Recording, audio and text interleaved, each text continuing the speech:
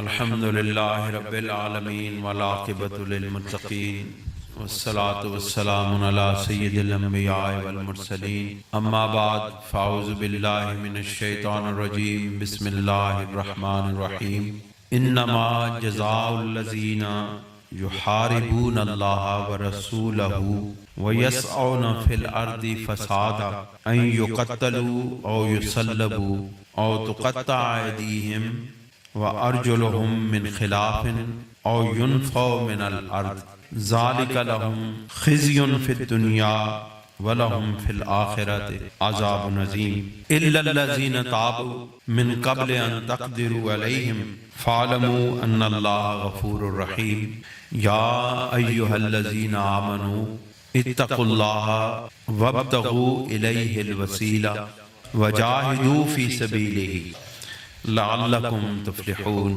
صدق اللہ العظیم وصدق رسولہ النبی الکریم ونحن علی ذلک لمن الشاہدین والشاکرین ان اللہ وملائکتہ یصلون علی النبی یا ایہا الذین آمنوا صلوا علیہ وسلموا تسلیما الصلاۃ والسلام علیک یا رسول اللہ وَعَلَىٰ آلِكَ وَأَصْحَابِكَ یا حبیب اللہ۔ اپنے آپ کو بارگاہ رسالت میں حاضر سمجھتے ہوئے اور حضور علیہ السلام کو اپنی طرف نگاہ لطف سے دیکھتے ہوئے تصور کرتے ہوئے آنکھوں کو بند کر کے سرور دو عالم صلی اللہ علیہ وسلم کی جالیوں کو اپنی آنکھوں میں بسا کے سجا کے درود و سلام اس طرح پڑھیں تاکہ ہمارے قلوب سرکار دو جہاں صلی اللہ علیہ وسلم کی بارگاہ سے جڑ جائیں۔ الصلاۃ والسلام علیک یا رسول اللہ وعلی آلک واصحابک یا حبیب اللہ۔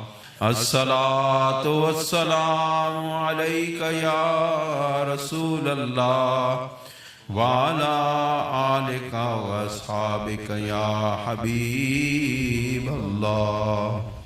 دوستان محترم، نوجوانوں، سانگلہ ہل کی اور گرد و نواح اور فیصل آباد سے تشریف لانے والوں، آپ اس وقت ایک ایسی روحانی خوبصورت محفل میں تشریف فرما ہیں جس پر انوارات الہیہ کا نزول ہو رہا ہے اور حضور علیہ السلام کی نظر شفقت و رحمت متوجہ ہے۔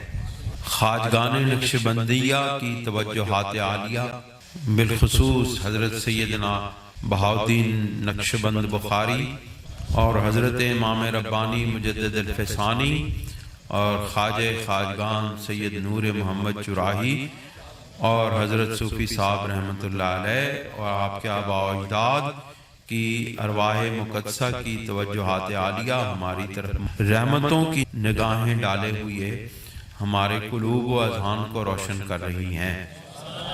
یہ باتیں صرف گفتگو نہیں ہیں اور کوئی لفظی معاملہ بھی نہیں ہے، بلکہ اگر کوئی یقین کی نگاہ سے دیکھے تو حقیقت ہے۔ دیکھو، اگر اللہ رب العزت ہمیں یہ توفیق نہ دیتا تو ہم یہاں کیسے آتے؟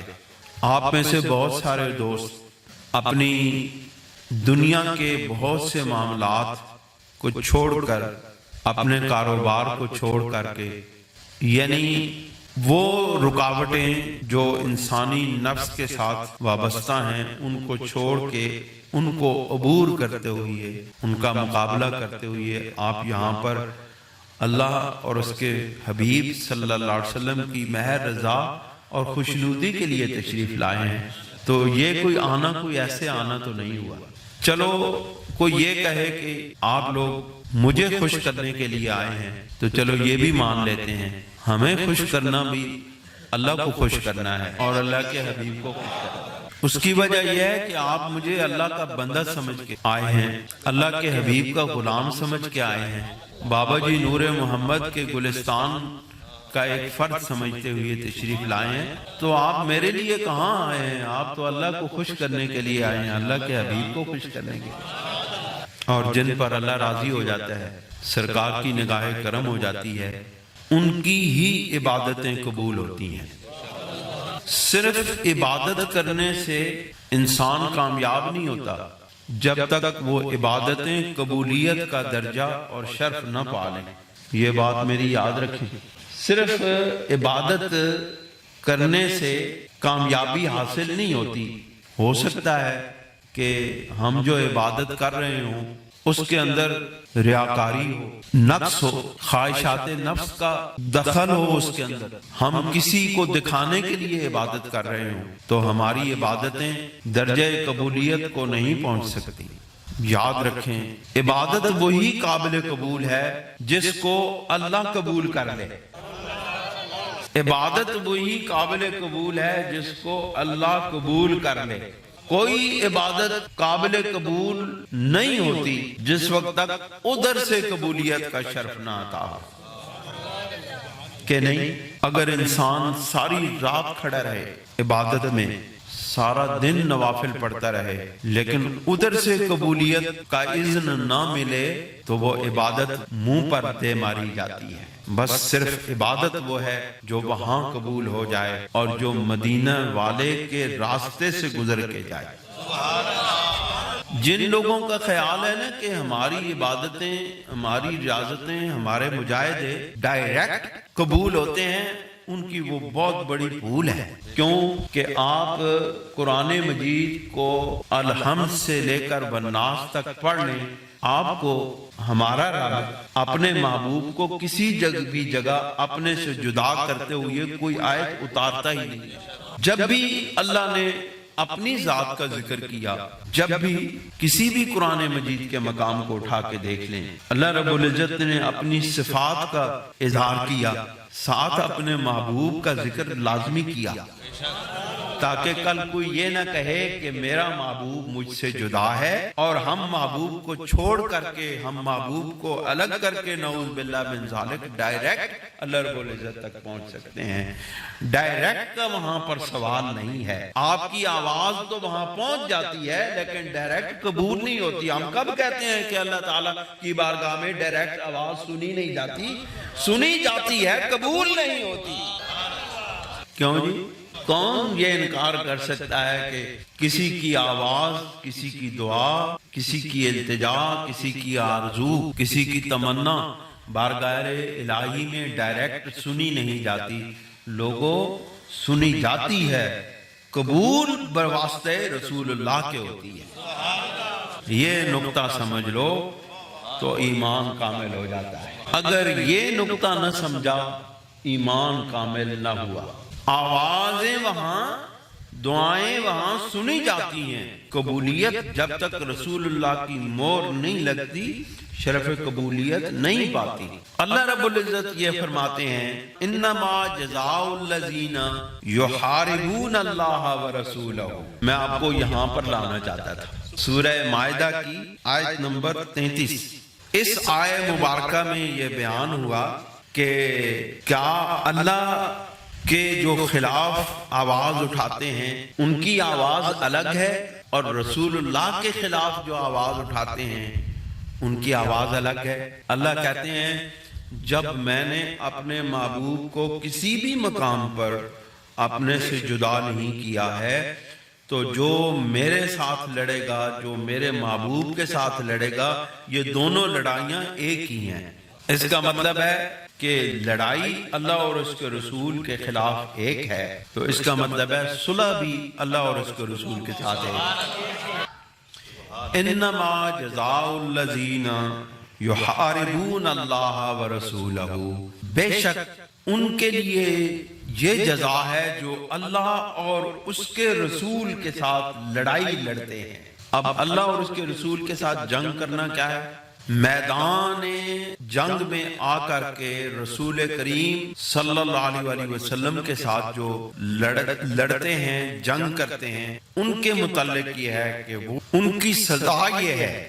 اس کے پیچھے پس منظر یہ ہے کہ ایک قبیلہ تھا، اس کے کچھ لوگ رسول کریم صلی اللہ علیہ وسلم کی بارگاہ میں حاضر ہوئے اور انہوں نے اسلام قبول کر لیا، آپ کی بارگاہ میں رہنے لگے، لیکن ان کا دل کسی اور طرف مائل تھا، وہ کسی اور غرض سے آئے تھے، تو مدینہ پاک کی بھٹی نے ان منافقوں کو گلا کے پگھلا کے سکا کے بیمار کر دیا۔ سرکار نے فرمایا نا، مدینہ میرا مدینہ پاک ایک ایسی بھٹی ہے جو منافقوں کو نکال کے باہر پھینک دیتی ہے۔ یہ سرکار کی حدیث ہے کہ مدینہ پاک ایک ایسی بھٹی ہے جس میں صرف ایمان والے کندن بنتے ہیں، خالص سونا بنتے ہیں، اور جو میل ہوتی ہے، منافق ہوتے ہیں، ان کو یہ بھٹی باہر پھینک دیتی ہے۔ تو وہ لوگ رسول کریم صلی اللہ علیہ وسلم کی بارگاہ میں کہنے لگے کہ یا رسول اللہ، ہم مدینہ منورہ میں آ کے بیمار ہو گئے ہیں، ہماری طبیعتیں خراب ہو گئی ہیں، ہمیں یہاں کی آب و ہوا راس نہیں آئی۔ تو اصل بات یہ ہے کہ ایمان ہوتا تو کہتے کہ ہمیں مدینہ پاک کی ہر گلی سے سرکار کی خوشبو آتی ہے۔ اگر ایمان والے ہوتے تو کہتے کہ ہمیں رسول اللہ کو دیکھ کے ہماری آنکھیں ٹھنڈی ہوتی ہیں اور ہماری ساری بیماریاں دور ہوتی ہیں صرف سرکار کو دیکھ لینے سے۔ لیکن انہوں نے کہا کہ ہمیں مدینہ پاک کی آب و ہوا راس نہیں ہے۔ دیکھیں، جب اس طرح کی بات ہوتی ہے تو اللہ تعالیٰ پھر ان کو سزا بھی ایسی دیتا ہے۔ حضور علیہ السلام نے فرمایا، تم مدینہ منورہ کے باہر صحرا میں چلے جاؤ، وہاں پر اونٹوں کے گلے ہیں، ان اونٹوں کے اندر رہو اور ان کا دودھ اور پیشاب پیو۔ اللہ کتنی سزا دیتا ہے۔ جو رسول اللہ کی بارگاہ سے جدا ہوتے ہیں، پھرتے ہیں، ان کو پھر پیشاب ہی پینا پڑتا ہے۔ اب دیکھو نا، جو سرکار کی بارگاہ سے باہر نکلے تو ان کے نفس موٹے ہو گئے، ان کے جسم تر و تازہ ہو گئے، ان کے اندر طاقت آ گئی، وہ ٹھیک ہو گئے۔ جب ٹھیک ہوئے تو ان لوگوں نے ان اونٹوں کو چرایا اور ہکا کے دور لے گئے۔ حضرت جبرائیل علیہ السلام نے سرکار دو جہاں صلی اللہ علیہ وسلم کو آ کے عرض کی، یا رسول اللہ، آپ کے غلاموں کے اونٹ وہ چوری کر کے لے کے جا رہے ہیں۔ آپ دیکھیں، اس کا یہ مطلب ہے کہ حضور نبی کریم علیہ السلام کے جو سچے غلام ہوتے ہیں، ان کا نقصان ہوتے ہوئے فرشتے بھی نہیں دیکھ سکتے۔ تو غلامی تو اختیار کریں رسول اللہ کی، پھر کہیں کہ کوئی نقصان ہوا تو پھر ہمارا گریبان پکڑے، پہلے غلامی اختیار کریں۔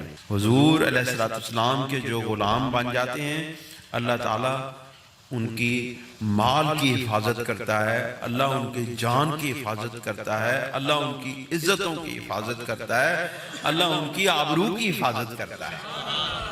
غلامی تو اختیار کریں۔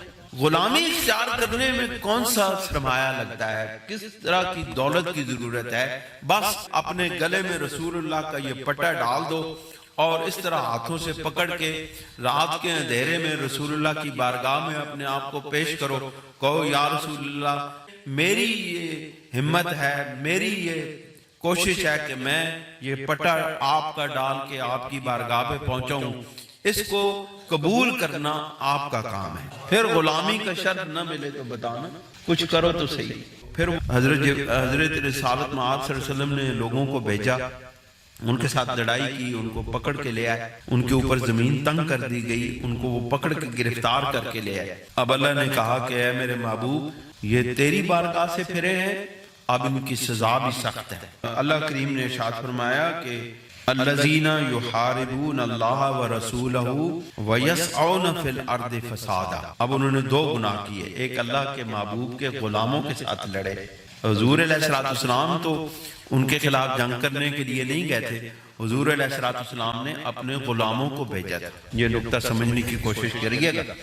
حضور سرور دو عالم صلی اللہ علیہ وسلم نے اپنے غلاموں کو بھیجا تھا ان کے ساتھ لڑنے کے لیے۔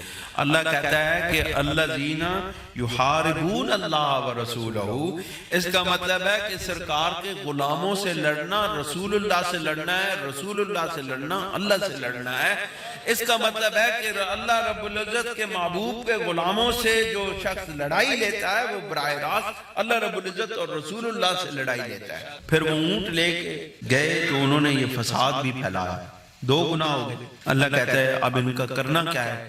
ان کا کرنا یہ ہے کہ ان یقتلوا او یصلبوا، ان کو قتل کر دیا جائے اور ان کو صلیب کی سزا دی جائے، صلیب پر ان کو ٹانک دیا جائے، اور تقطع ایدیہم، یا ان کے ہاتھ کاٹ دیے جائیں، وَأَرْجُلُهُم مِّن خِلَافٍ، اور ان کے پاؤں مخالف سمتوں سے کاٹ دیے جائیں، یعنی اگر بایاں ہاتھ کاٹا جائے تو دایاں پاؤں کاٹ دیا جائے، اگر دایاں ہاتھ کاٹا جائے تو بایاں پاؤں کاٹ دیا جائے، اور يُنْفَوْا مِنَ الْأَرْضِ، یا ان کو کسی دوسری سرزمین میں ان کو جلا وطن کر دیا جائے۔ ذَلِكَ لَهُمْ خِزْيٌ فِي الدُّنْيَا وَلَهُمْ فِي الْآخِرَةِ عَذَابٌ عَظِيمٌ، یہ ان کے لیے اس دنیا کے اندر سخت سزا ہے، رسوا کر دینے والی سزا ہے، اور وَلَهُمْ فِي الْآخِرَةِ عَذَابٌ عَظِيمٌ، اور آخرت میں ان کے لیے الگ سزا، بڑا دردناک عذاب تیار کیا گیا ہے۔ اب یہاں پر اللہ تعالیٰ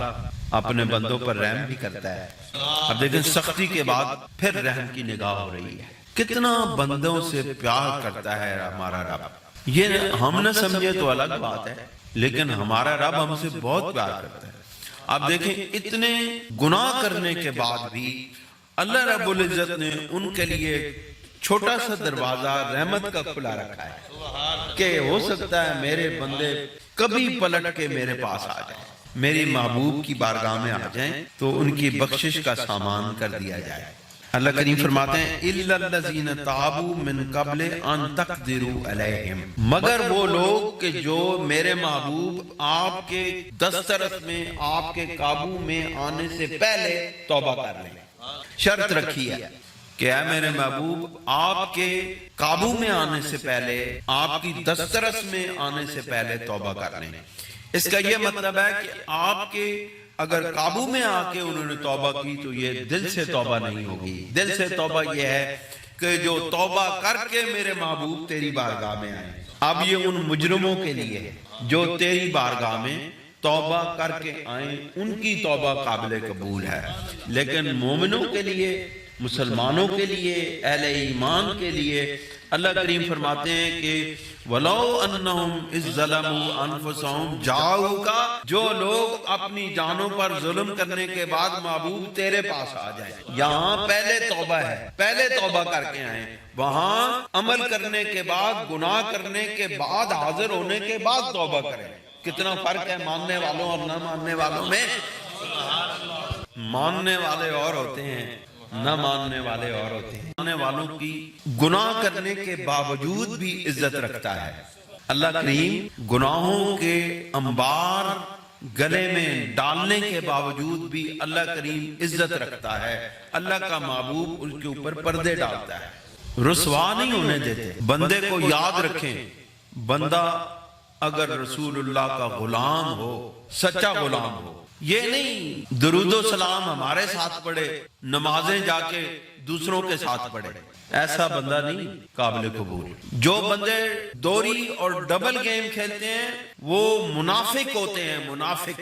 اور اللہ تعالیٰ منافقوں کو ایک دن بے نقاب کر کے رہتا ہے، کوئی مانے یا نہ مانے۔ بے شک اگر کوئی شخص یہ سمجھتا رہے کہ میں نمازیں ادھر پڑھتا ہوں، درود و سلام ادھر پڑھتا ہوں تو میرا یہ پردہ رہے گا، یہ پردہ نہیں رہے گا، یہ پردہ پھٹ جائے گا ایک دن۔ اگر کھڑا ہونا ہے تو ایک طرف کھڑے ہو جاؤ، اگر ادھر کھڑا ہونا ہے تو ادھر کھڑے ہو جاؤ۔ رسول اللہ کے غلاموں کے ساتھ کھڑا ہونا ہے تو رسول اللہ کے غلاموں کے ساتھ کھڑا۔ میں بہت سارے ایسے لوگوں کو جانتا ہوں، مجھ سے کوئی چیز بھولی ہوئی تو نہیں ہے، اور کوئی اگر یہ سمجھے کہ مجھے کسی چیز کا علم نہیں ہے تو وہ بہت بڑا بے وقوف ہے۔ مجھے سب پتا ہے کہ میرے مرید کدھر کدھر جاتے ہیں، کہاں کہاں منہ مارتے ہیں۔ جب مشکل وقت ہوتی ہے تو میرے پاس آ جاتے ہیں، اور جب آسانیاں ہوتی ہیں تو دوسروں کے گھروں میں گھس جاتے ہیں۔ یہ کہاں کی ایمانداری ہے؟ یہ وہ اپنے دامن میں اللہ کی بارگاہ میں کیا لے کے جائیں گے؟ منافقت لے کے جائیں گے، بے ایمانی لے کے جائیں گے۔ حضور علیہ السلام کے بھی ساتھ ٹھگی اور اللہ کے محبوب کے غلاموں کے ساتھ بھی ٹھگی۔ یاد رکھیں اللہ تعالیٰ ان کو پھر بے نقاب کرتا ہے، پھر بے نقاب کرتا ہے، پھر بے نقاب کرتا ہے۔ اللہ کریم فرماتے ہیں فَاعْلَمُوا أَنَّ اللَّهَ غَفُورٌ رَحِيمٌ، بس تم جان لو کہ اللہ کریم بہت بخشنے والا، رحم فرمانے والا ہے۔ اس کی رحمت کا اور اس کی بخششوں کا دروازہ کھلا ہے، لیکن کس طرح کھلا ہے؟ یا ایھا الذین آمنوا اتقوا اللہ، دروازہ رحمت کا یوں کھلا ہے، بخششوں کے دروازے یوں کھلے ہیں کہ اے ایمان والو اتقوا اللہ، اللہ رب العزت کے ساتھ تقوی اختیار کرو. اور تقوی اختیار کرنے کا مطلب خوف کھانا، ڈرنا بھی ہے، خوف کھانا بھی ہے، لیکن تقوی اختیار کرنے کا مطلب یہ ہے کہ ایسی اطاعت الہی اور ایسی اطاعت رسول جو بندے کو اپنے رب کے ساتھ جوڑ دے. یہ تقوی کی ابتدا ہے اللہ کی خشیت، خشیت الہی، اللہ کا خوف. اور تقوی کی انتہا ہے صفائے باطن، عروج اور وصول اللہ. جو لوگ ابتدا میں اللہ کا تقوی اختیار کرتے ہیں، خشیت الہی، دل میں اللہ کا ڈر رکھتے ہوئے قدم بقدم اس کی بارگاہ میں پہنچتے ہیں، ان کو اللہ رب العزت اپنی بارگاہ میں واصل کر دیتا ہے. وہ اس بارگاہ کے اندر داخل ہو جاتے ہیں. بارگاہ الہی کے اس اندر داخل ہونے کے بعد ان کو متقی قرار دے دیا جاتا ہے. پھر اللہ کہتے ہیں کہ اس مقام تک پہنچنے کے لیے، اس تقوی کے وصول اللہ، بارگاہ الہی میں واصل ہونے کے اس مقام اور مرتبے تک کیسے پہنچا جائے؟ وَابْتَغُوا إِلَيْهِ الْوَسِيلَةَ. اس تقوی کی منزل تک پہنچنے کے لیے کسی وسیلہ کی تلاش کرو. وَابْتَغُوا، چاہو، تلاش کرو، کسی ایسے بندے کو تلاش کرو جو وہاں جانے والا ہو، وہاں صرف جانے والا نہ ہو، لے جانے والا بھی ہو. وہاں جانے والا ہو، صرف جانے والا نہ ہو، لے کے جانے والا بھی ہو. جو اس راستے کا واقف ہو، راستے دا واقف ہوئے گا جڑا بندے نو پتا ہوئے گا کہ کتھوں جا کے اترنا ہے، کتھے جا کے کسی روڈ تے چڑھنا ہے، کتھوں آگو جا کے چھوٹی روڈ تے جانا ہے. اس طرح سفر پگ ڈنڈیاں طے کردیاں کس طرح منزل تے پہنچنا ہے. جڑا بندہ ان سفراں دا راہی ہوئے، ان سفراں دا چلن والا ہوئے، جڑا بندہ ان راہاں تے سفر کرنے والا ہوئے، اس دا ہاتھ پکڑ کے جانا. کسی ایسے بندے دا ہاتھ نہ پکڑ لینا جڑا راہ تے جا کے کسی کوئی چھوٹ دے. وَابْتَغُوا إِلَيْهِ الْوَسِيلَةَ. اس تک پہنچنے کے لیے وسیلہ چاہو، وسیلے کی تلاش کرو. اب یہاں پر ڈائریکٹ جانے والے کس طرح جائیں گے؟ جو کہتے ہیں ہم ڈائریکٹ اللہ سے مانگتے ہیں. اب وہ ذرا اس آیت کے مطابق ڈائریکٹ وہاں جا کے تو دکھائیں. یاد رکھو قیامت کا منظر ہوگا. اللہ رب العزت اپنے مقام اور اپنے مرتبے اور شان دے نال اپنی اس میدان محشر دے اندر اپنی شان دے مطابق جلوہ افروز ہوئے گا. جدوں اللہ رب العزت میدان محشر دے اندر جلوہ افروز ہوئے گا، سارے لوگ اتھے موجود ہون گے، مسلمان بھی ہون گے، مومن ہون گے، کفار ہون گے، منافق ہون گے، دہریے ہون گے، ہر طرح دے مذہب دے لوگ اتھے بیٹھے ہون گے. تے اس وقت درمیان کوئی گل نہیں ہوئے گی. اس وقت کیوں نہیں ڈائریکٹ اللہ کو منگ دے؟ اس وقت بھی جڑا ہون کہنے نا اسی ڈائریکٹ اللہ کو منگ دے ہیں، اس وقت بھی آکھن نا اسی ڈائریکٹ اللہ تعالیٰ تیرے کو منگنے ہیں، تو اساں بخش دے. لوکی جان گے کسی ایک نبی کو، کسی دوسرے نبی کو، کسی تیسرے نبی کو، سارے اکٹھے ہو کے آن کے رسول اللہ دی بارگاہ دے اندر. اللہ رب العزت آکسی بھی تسی دنیا تے تے نہیں مننے آئے ہو، لیکن ہون میں تساں ایتھے در تے پھیر ساں تے بالآخر میں اپنے محبوب نے در تے تڑیاں گردنہ جھکا کے ہی چھوڑا. دنیا تے نہیں جھکنے ہو تے نہ جھکو. ایتھے آن کے میں تساں ایجا جھکا ساں کہ تسی جھکنے تو بغیر توڑا کوئی گزارا ہی نہ ہو سی. اتھے کافر بھی جھکسن، اتھے منافق بھی جھکسن، اتھے مومن بھی جھکسن، اتھے اللہ دے ولی بھی جھکسن، اتھے ہر طرح دے لوگ جھکسن. جڑے اتھے آکڑے ہوئے وہ بھی اتھے جا کے بارگاہ مصطفیٰ دے اتھے قدمہ تے ساتھ رکھسن. اللہ رب العزت انہوں در تے پھیرے گا. اللہ رب العزت اس دن فرمائے گا تسی جے میرے محبوب دے در دے نال وابستہ نہیں ہو، جے تانوں دنیا دے اندر میرے محبوب دا در پتہ ہوندا تے تسی ایکو در تے آندے نا. ہون میں تانوں در تے پھیر کے پھر بھی میں تانوں ناکام تے نامراد کروں گا. لیکن پھر بھی میرا محبوب جس وقت تک نہیں آکسی نا، اس وقت تک میں تہاڈا حساب کتاب بھی نہ لینا. تسی اتھے ہی کھڑے رہو گے.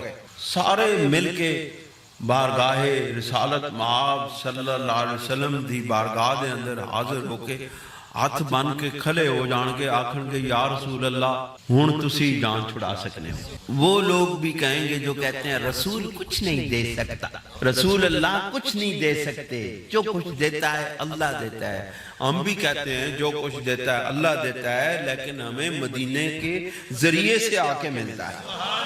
پھر وہاں پر اللہ رب العزت انہاں لوگوں اے اصل انہاں لوگوں نے علاج ہو رہا ساڈا نہیں، اے انہاں نے علاج ہو رہا۔ پھر وہ شرمندے ساڈے وال وکھڑ گئے۔ اسی آکھاں دنیا تے آکھنے ہیں رسول اللہ دی بارگاہ دے اندر جھک جاؤ، ایک دروازہ پکڑ لو، تسی جی کہنے ہو کہ نہیں ہم خود جائیں گے۔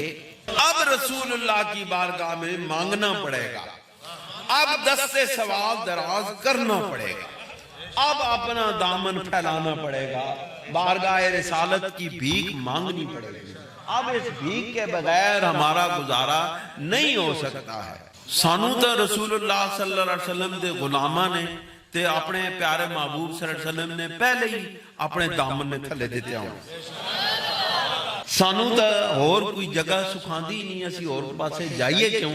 اسی تا کئی درد نال لا بیٹھے ہیں، نبھا بیٹھے ہیں، نوا بیٹھے ہیں، اسی تو اسی درد ہی رہنا۔ سانو اپنے پیارے محبوب اپنی اس طرح کملی دے اندر چادر دے اندر چھپا لین گے، انہاں منافقوں نو دیکھن ہی نہیں دین گے۔ اسی تھلو انہوں نو دیکھساں اے ہون اے منافق آیا جے، اسی تھلو تھلو دیکھساں بھی ای آکھنے ہے کہ اسی رسول اللہ کو نہ منگنے، وہ تا ساڑی طرح دے بشر نے، انہوں کو کی مل جائے نعوذ باللہ من ذالک۔ اسی تھلو دیکھساں کہتے ہیں او آئی او آئی او آئی او حافظ او آنا بھی جڑا تینوں آکھنے ہے کہ رسول اللہ کو کچھ نہیں ملنا۔ ہمیں تو سب کچھ وہاں سے ملتا ہے، ہمیں تو ملتا ہی وہاں سے ہے۔ وَابْتَغُوا إِلَيْهِ الْوَسِيلَةَ، اس کی بارگاہ میں پہنچنے کے لیے وسیلہ چاہو، اور وسیلہ وہ جو وہاں اس بارگاہ میں پہنچا دے۔ اب اس کو ان وسیلوں کی کیا ضرورت ہے اپنے بندوں کو اپنے بارگاہ میں پہنچانے کے لیے؟ وہ کوئی محتاج ہے؟ اللہ رب العزت محتاج تو نہیں ہے، نعوذ باللہ۔ اللہ رب العزت تو قادر مطلق ہے، وہ تو جس کو چاہے اپنی بارگاہ میں بلا لے، جس کو چاہے اپنی بارگاہ میں واصل کر دے۔ لیکن اللہ کہتا ہے یہ میری قدرت ہے، لیکن یہ میرا قانون ہے کہ میرے محبوب، یہ قانون بنا دیا گیا ہے اس کائنات کا کہ میرے محبوب کے دروازے پر جھکے بغیر میرا دروازہ ملتا ہی نہیں ہے۔ کسی نے اللہ کو دیکھا ہے؟ اللہ کے گھر کو دیکھا ہے؟ دروازہ اللہ کا، وہ کعبہ شریف جو ہے نا، وہ بھی میرے رسول اللہ کا بنایا ہوا ہے، وہ بھی ہمیں رسول اللہ نے دیا ہے کہ یہ میرے رب کا کعبہ ہے، میرے رب کا گھر ہے۔ اگر رسول اللہ ہمیں نہ بتاتے ہمیں کون سا پتہ چلتا تھا کہ یہ اللہ کا گھر ہے؟ ہمیں رسول اللہ نے بتایا کہ یہ اللہ کا گھر ہے تو ہمیں پتہ چلا، ورنہ ویسے پتہ چلا۔ اگر رسول اللہ اس کو کعبہ اللہ نہ قرار دیتے ہم کہاں جاتے؟ کوئی ہے؟ ہمیں اللہ کے محبوب نے بتایا ہے کہ یہ اللہ کا گھر ہے، یہ اللہ کا دروازہ ہے، یہاں آ کے اللہ رب العزت کی بارگاہ میں اپنا دست سوال دراز کرو۔ وَابْتَغُوا إِلَيْهِ الْوَسِيلَةَ وَجَاهِدُوا فِي سَبِيلِهِ، اور اس کی بارگاہ میں جہاد کرو۔ وَابْتَغُوا إِلَيْهِ الْوَسِيلَةَ، یہ جذبہ ہے، یہ محبت ہے، یہ شوق ہے اور ذوق ہے، اور وَجَاهِدُوا فِي سَبِيلِهِ یہ سلوک ہے، طریقت ہے۔ اس کا یہ مطلب ہے کہ جذبہ سلوک پر غالب ہے، اور یہی طریقت نقشبندیہ۔ جذبہ یعنی عشق، جذبہ کا مطلب عشق الہی، عشق و محبت رسول۔ یہ ہمارے طریقت نقشبندیہ کے اندر عشق کی ابتدا ہے، عشق سے ابتدا ہوتی ہے۔ جب تک کوئی بندہ اپنے آپ کو اپنے مرشد کے عشق میں فنا نہیں کر دیتا، اس وقت تک وہ طریقت کی پہلی سیڑھی پر قدم نہیں رکھ سکتا۔ اب اگر میں اس آیہ مبارکہ کا خلاصہ بیان کروں تو یا ایھا الذین آمنو، یہ ایمان ہے اور یہ بنیاد ہے۔ اتقوا اللہ کا مطلب ہے اللہ کی بارگاہ میں واصل ہونا۔ وابتغوا الیہ الوسیلہ کا مطلب ہے جذبہ عشق و محبت رسول، جذبہ عشق الہی، جذبہ عشق مرشد۔ اور وجاہدوا فی سبیلہ کا مطلب ہے اللہ کی بارگاہ میں عبادت، ریاضت، مجاہدے اور سلوک کے ذریعے بارگاہ الہی میں پہنچنا۔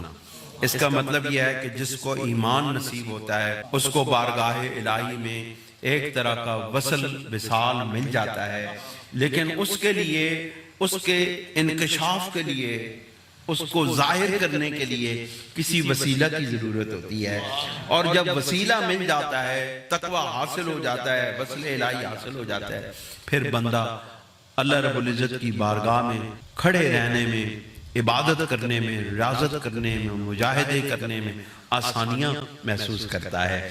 پھر وہ اگر ساری رات عبادت الہی میں کھڑا رہے، اس کو تکلیف محسوس نہیں ہوتی۔ اللہ کریم کہتے ہیں یہ ساری باتیں میں کیوں کر رہا ہوں آپ کے ساتھ، اس کی وجہ کیا ہے، اس کے پیچھے مقصد کیا ہے ان ساری باتوں کا۔ اللہ کریم فرماتے ہیں لعلکم تفلحون، تاکہ تم فلاح پا جاؤ، تاکہ تم کامیاب ہو جاؤ۔ اللہ تعالی ہمیں کامیابیوں والی زندگی عطا فرمائے۔ اللہ کریم ہمیں اپنے محبوب کی سچی غلامی عطا فرمائے، اپنی رحمتوں کا نزول فرمائے۔ وآخر دعوانا ان الحمدللہ رب العالمین۔